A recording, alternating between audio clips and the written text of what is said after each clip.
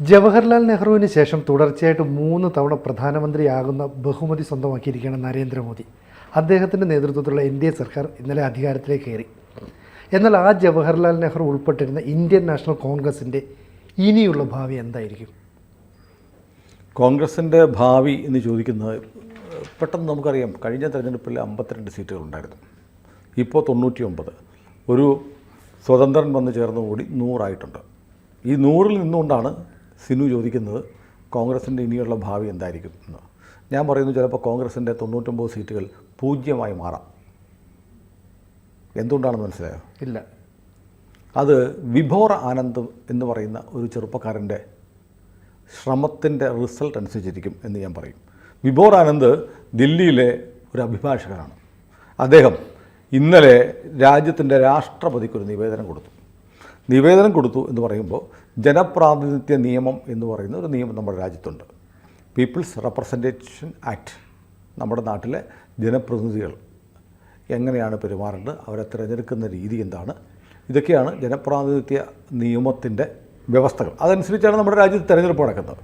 അപ്പോൾ അതിനകത്ത് സ്ഥാനാർത്ഥികളെ സ്വാധീനിക്കാൻ പണം കൊടുക്കാൻ പാടില്ല, സമ്മാനങ്ങൾ കൊടുക്കാൻ പാടില്ല, പണമോ സമ്മാനമോ താൻ ജയിച്ചാൽ നൽകാമെന്നുള്ള വാഗ്ദാനവും കൊടുക്കാൻ പാടില്ല.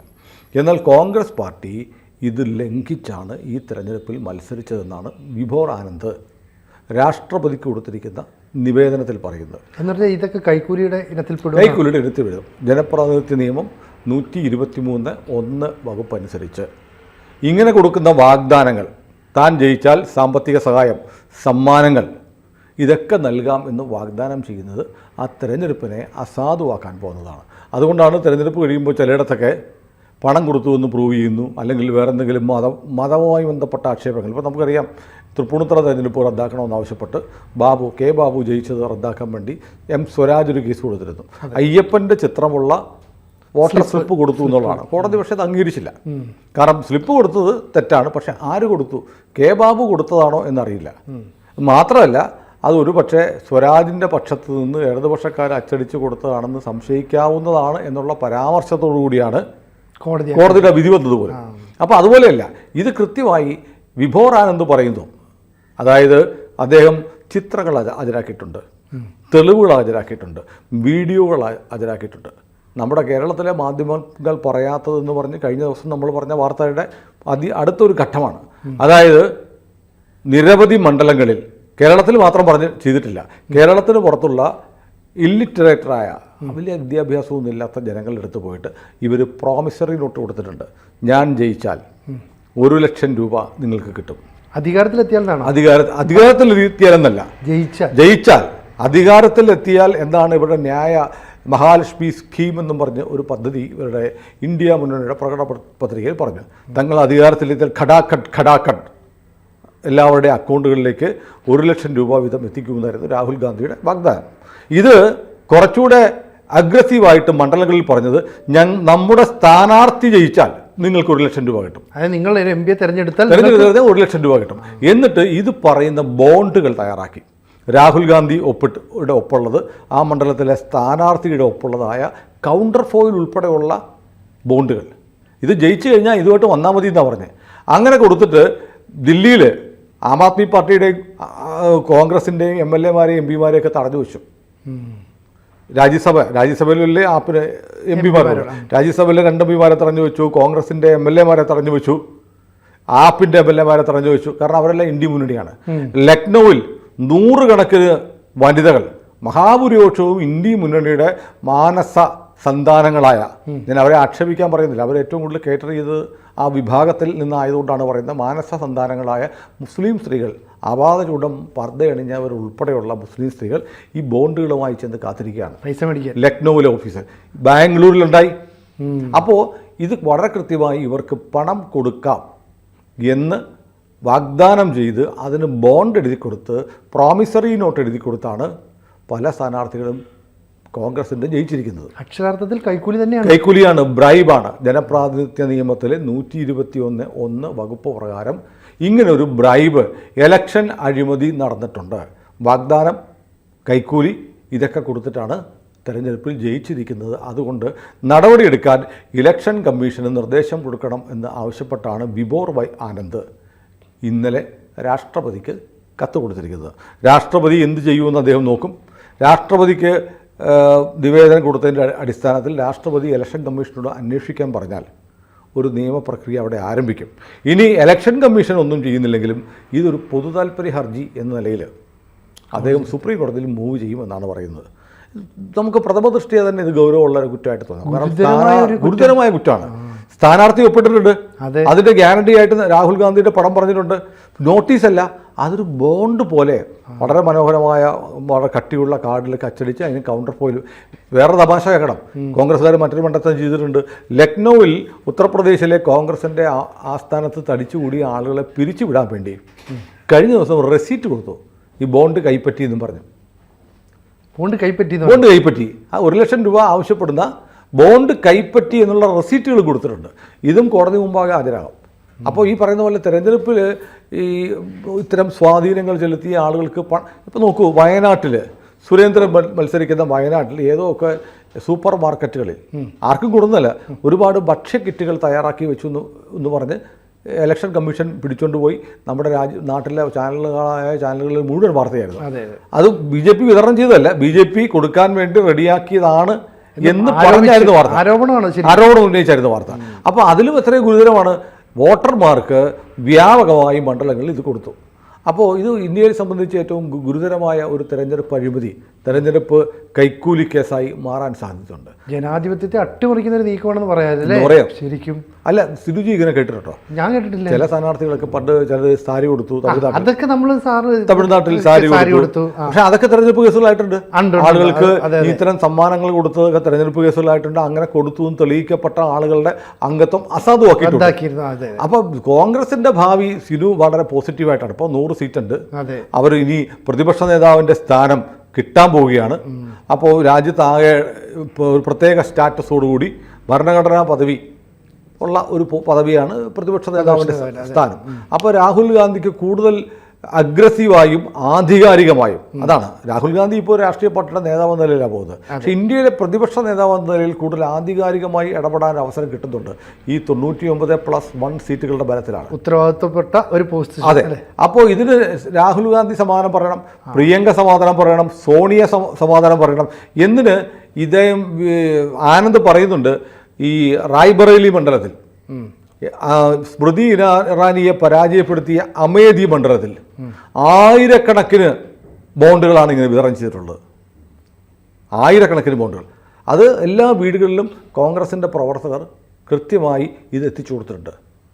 അപ്പോൾ ഒരുപക്ഷെ സ്മൃതി ഇറാനിയെ പോലെയുള്ള ഒരാളൊക്കെ പരാജയപ്പെടുമെന്ന് ആരും കരുതിയിരുന്നില്ല. അവിടെയൊക്കെ സംഭവിച്ചിരിക്കുന്നത് വളരെ ഇത് രഹസ്യമാണ്, ആരെ അറിയിക്കേണ്ട എന്ന് പറഞ്ഞ് കൊടുത്തതുകൊണ്ടാണ് ഒരുപക്ഷെ ഇത് പുറത്തു വരാതിരുന്നത്. കാരണം അവരോട് പറയുകയാണ്, സാധാരണഗതിയിൽ ഇത്തരം സാധനങ്ങൾ വിതരണം ചെയ്താൽ പുറത്ത് വരേണ്ടതാണ്, കാരണം എതിർ പാർട്ടിക്കാരറിയും വലിയ പ്രശ്നം ഉണ്ടാവേണ്ടതാണ്. പക്ഷേ ഇത് പുറത്ത് പറഞ്ഞില്ല. കൊടുക്കുന്നവരോട് പറയാണ്, നിങ്ങൾക്ക് 1 ലക്ഷം രൂപ കിട്ടുന്നതാണ്, ഇത് കൈവച്ചോ, ഒരാൾ പറയരുത് എന്ന് പറഞ്ഞാൽ അവരാരോടും പറയില്ല. പിന്നീട് ഇലക്ഷൻ കഴിഞ്ഞ് സ്ഥാനാർത്ഥി ജയിച്ചു കഴിയുമ്പോൾ കാശ് കിട്ടാൻ വേണ്ടി ഇവർ ബോണ്ടും എടുത്ത് പുറത്ത് വരുമ്പോഴാണ് അറിയുന്നത്.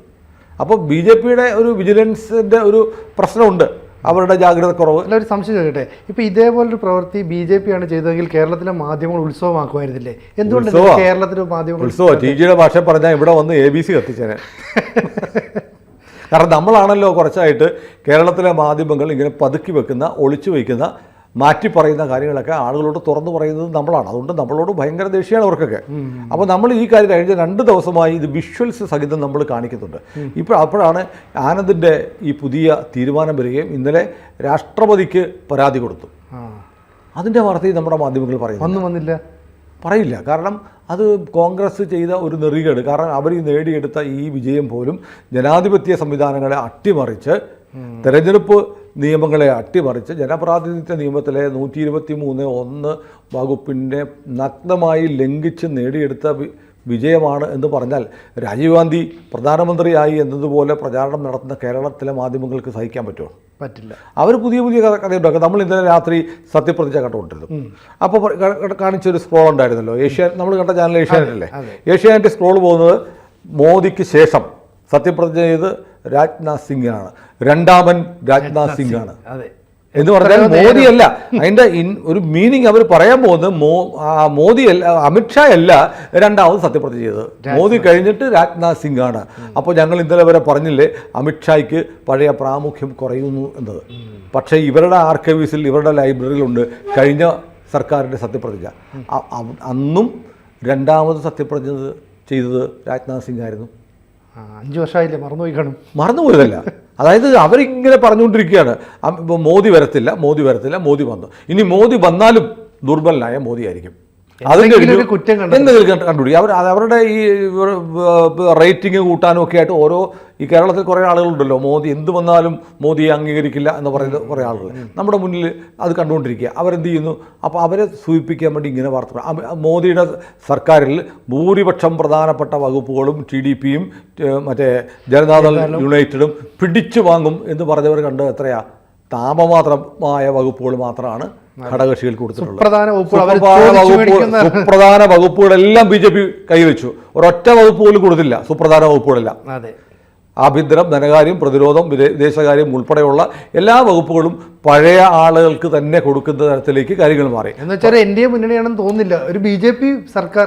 ഇന്ന് മനോരമ എഴുതിയിട്ടുണ്ട്, മനോരമ അകത്തെ പേജ് കൊടുത്തിട്ടുണ്ട്, ഇത് BJP സർക്കാർ തന്നെയാണ്.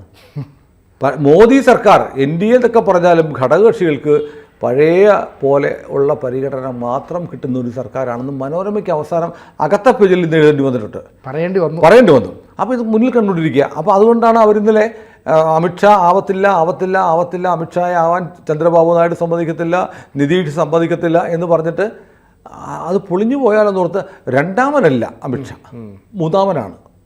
പക്ഷെ കഴിഞ്ഞ ടേമിലും സത്യപ്രതിജ്ഞ ചെയ്തപ്പോൾ രാജ്നാഥ് സിംഗാണ് രണ്ടാം സ്ഥാനത്ത് സത്യപ്രതിജ്ഞ ചെയ്തത്. അങ്ങനെ ഓരോ മൊമെൻറ്റിലും ഇവർ കള്ളം പറയുകയായിരുന്നു. ഇവർ തന്നെ റിപ്പോർട്ട് ചെയ്തു സുരേഷ് ഗോപിക്ക് കമ്മിറ്റ് ചെയ്ത 3-4 സിനിമകളുണ്ട്, അഡ്വാൻസ് വാങ്ങിച്ചു പോയി, അതുകൊണ്ട് അതിൻ്റെ ഷൂട്ടിംഗ് വളരെ പ്രധാനമാണ്. ഒറ്റക്കൊമ്പൻ ഉൾപ്പെടെയുള്ള പടങ്ങളുണ്ട്, അതുകൊണ്ട് അദ്ദേഹം മന്ത്രിസ്ഥാനം വേണ്ട, എനിക്കൊരു 10 വകുപ്പുകളെ കേന്ദ്രീകരിക്കാൻ പറ്റുന്ന, വികസനം കൊണ്ടുവരാൻ പറ്റുന്ന അവിടെ ഒരു ബന്ധം മതി എന്ന് സുരേഷ് ഗോപി അങ്ങോട്ടോ ദില്ലിയിലേക്ക് മോദിയുടെ അടുത്തോ അല്ലെങ്കിൽ BJP നേതൃത്വത്തിനടുത്തോ പറഞ്ഞു എന്ന് ഇന്നലെയും മിനിഞ്ഞാന്നും വാർത്ത ചെയ്തവരാണ് കേരളത്തിലെ മാധ്യമങ്ങൾ. ഇന്നിപ്പോൾ രാവിലെ അവർ പറയുകയാണ് സുരേഷ് ഗോപി ക്ഷുഭിതനാണ്, പിണക്കത്തിലാണ്, സ്ഥാനമൊഴിഞ്ഞേക്കും. ആലോചിച്ച് നോക്കണം, സ്ഥാനമൊഴിയാൻ വരെ തയ്യാറാവുന്നു. കേരളത്തിലെ നേതാക്കന്മാർ ആരൊക്കെ? കൃഷ്ണദാസ്, ഗോപാലകൃഷ്ണൻ, പിന്നെ MT രമേശ്, ഈ 3 പേരും കൂടെ സുരേഷ് ഗോപിയെ കാണാൻ ഹോട്ടലിൽ ചെന്നു. ഉടനെ അടുത്ത വാർത്ത സുരേഷ് ഗോപിയെ ആശ്വസിപ്പിക്കാനും പ്രശ്നപരിഹാരത്തിന് ചർച്ചകൾ ചെയ്യാനും. ഇവർ 3 പേരുമാണോ ക്യാബിനറ്റ് റാങ്ക് കൊടുക്കണോ ഏത് വകുപ്പ് കൊടുക്കണോ തീരുമാനിക്കുന്നത്? അതങ്ങനെ വാർത്തകൾ ഇങ്ങനെ മാനിപ്പുലേറ്റ് ചെയ്തുകൊണ്ടിരിക്കുക. അപ്പോൾ അതാണ് റേറ്റിംഗ് എന്ന് തിരിച്ചറിഞ്ഞുകൊണ്ടായിരിക്കും ടെൻഷൻ നിർത്തുകയുള്ളൂ. കുറച്ച് നേരം ഈ BJPക്കാരെ ഇടയിൽ ഒരു ആശയക്കുഴപ്പം ഉണ്ടാക്കാൻ പറ്റിയില്ല അങ്ങനെ.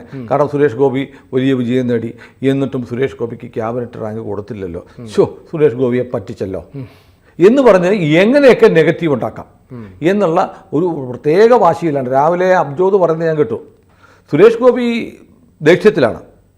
ഇതാര് പറഞ്ഞു? അബ്ജോദ് പറയുന്നത് സുരേഷ് ഗോപിയുടെ അടുത്ത വൃത്തങ്ങൾ പറഞ്ഞു. ഏതാ അടുത്ത വൃത്തം? പുള്ളി തന്നെ അടുത്ത് പറയുന്നതായിരിക്കും, അല്ലെങ്കിൽ ഇപ്പുറത്ത് വിനു പറഞ്ഞു കൊടുക്കുന്നതായിരിക്കും. ഏതായാലും അടുത്ത വൃത്തങ്ങൾ, വേണ്ടപ്പെട്ടവർത്തൊക്കെ പറഞ്ഞുള്ള ഗോസിപ്പുകൾ ഇപ്പോഴും തുറന്നുകൊണ്ടിരിക്കുക. ഇപ്പോൾ ഒടുവിൽ സുരേഷ് ഗോപിക്ക് നമ്മളിത് സംസാരിക്കുമ്പോൾ ഒരു സ്റ്റേറ്റ്മെൻറ്റ് ഇറങ്ങേണ്ടി വരുന്നു. ഞാൻ രാജിവെക്കുമെന്നൊന്നും പറഞ്ഞിട്ടില്ല. ഒരു പറ്റം മീഡിയകൾ ഇങ്ങനെ വ്യാജ വാർത്തകൾ ഉണ്ടാക്കിക്കൊണ്ടിരിക്കുകയാണ്. സ്റ്റേറ്റ്മെൻറ്റ് ഇറക്കി. അപ്പോൾ നോക്കണം, എന്തെല്ലാം ഒരു സർക്കാരിനെ വീണ്ടും അധികാരത്തിൽ വരാതിരിക്കാൻ പച്ചക്കള്ളം പറഞ്ഞ് വ്യാപകമായ പ്രചാരണങ്ങൾ നടത്തി, രക്ഷയില്ല, എന്നിട്ട് വീണ്ടും ഉണ്ടാക്കുക. അതുപോലെ ചെയ്യുന്നവരാണ് സത്യം നമ്മുടെ മുന്നിൽ നടക്കുമ്പോൾ ജനങ്ങൾ തെരുവിലിറങ്ങി ഞങ്ങളെ പറ്റിച്ച സ്ഥാനാർത്ഥികൾ 1 ലക്ഷം രൂപ വീതം തരണമെന്ന് ആവശ്യപ്പെടുമ്പോൾ അതിനെ തമസ്കരിക്കുന്നത്. ഇങ്ങനെ എന്തെല്ലാം കളികളാണ് കഴിഞ്ഞ തെരഞ്ഞെടുപ്പിൽ കോൺഗ്രസ് ഇന്ത്യ മുന്നണി ചെയ്തത്. അപ്പോൾ ഇതിങ്ങനെ പുറത്തേക്ക് വന്നുകൊണ്ടിരിക്കുകയാണ് അല്ലേ? പച്ചയ്ക്ക് ജാതി പറഞ്ഞില്ലേ ഇവര്. അപ്പോൾ നോർത്ത് ഇന്ത്യയിൽ നോക്കൂ, അഖിലേഷ് യാദവ് ആയിട്ട് മുന്നണി ഉണ്ടാക്കി.